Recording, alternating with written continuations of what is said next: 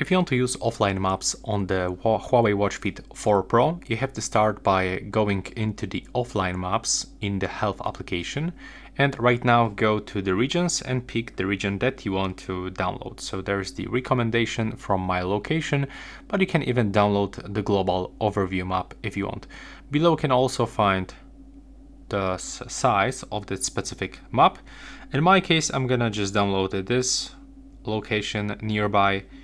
So I'm gonna go for the map and the contour lines, and we have to click enable, and now we have to keep our device connected to our watch to get all of those maps.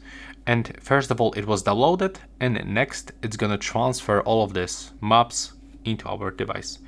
So when you don't have any Wi-Fi or mobile data connection, you will be still able to use navigation thanks to this simple download. And here you can even manage your downloads. By the way, you can get the auto update of all of those offline maps by using Wi-Fi. You can turn it on and off, and that's basically it.